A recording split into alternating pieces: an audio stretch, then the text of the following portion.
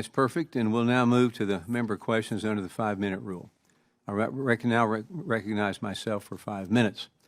Dr. Mulligan, the Office of Advocacy is intended to operate independently from the SBA, yet its statute requires the SBA administrator to provide advocacy with office space, equipment, communication facilities, and other support. So the question is, how do you navigate this statutory requirement to receive necessary support from the SBA while ensuring that advocacy maintains its independent voice in analyzing and advocating on behalf of small business? Thank you for your question. You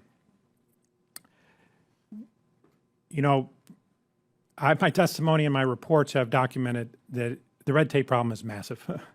And one office is not enough. And President Trump has a number of offices really making great contributions, the Office of Management and Budget, the National Economic Council. And my landlord, you might say, the SBA, is another one. And they're very much, the administrators hearing from small businesses, hears about these red tape problems, and really is a great partner. And I welcome great partners whenever I can get them.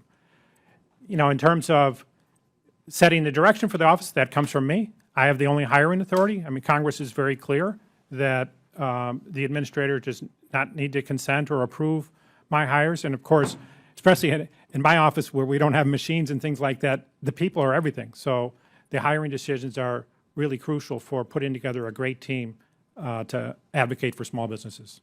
As we said today, the Office of Advocacy was created to be the voice for small businesses in the federal government.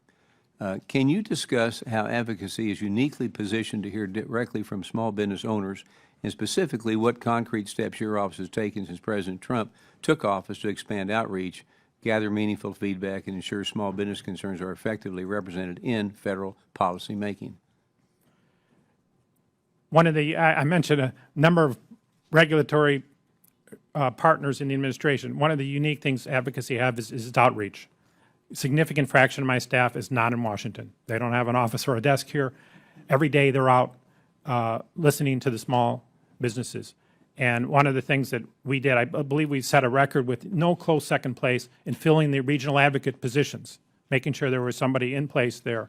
And we put together quite a training program for them, and they're very well integrated with what we're doing here in Washington. So that outreach is crucial to the whole mission of advocacy and really to having good government here. This committee has sounded the alarm on many of the burdensome regulations from the Biden-Harris administration.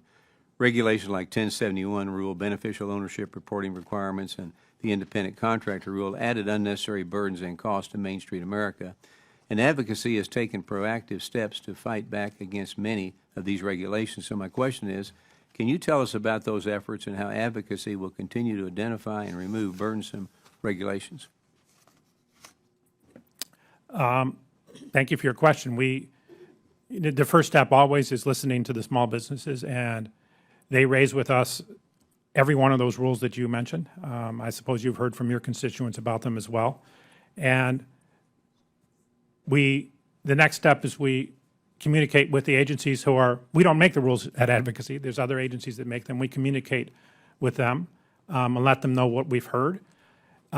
One thing that's been really a blessing in this administration is often before I can do that, they're coming to Advocacy and saying, the different cabinet agencies, hey, what are you hearing from small businesses? How can we do better with our regulations? And so a number of agencies, including some that you mentioned, really approached Advocacy. And we were ready, based on our outreach, to let them know what small businesses are experiencing.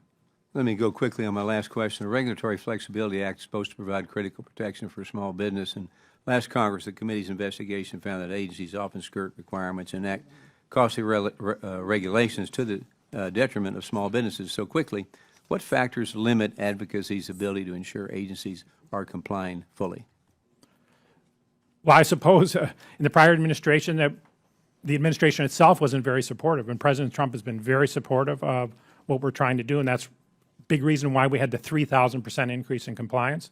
You know, if you want something more robust, when President Trump's no longer our president, I think some statutes like the ones you mentioned, the Prove It Act, I think would be helpful. Well, thank you for that, and I now, my time is up, and I now recognize the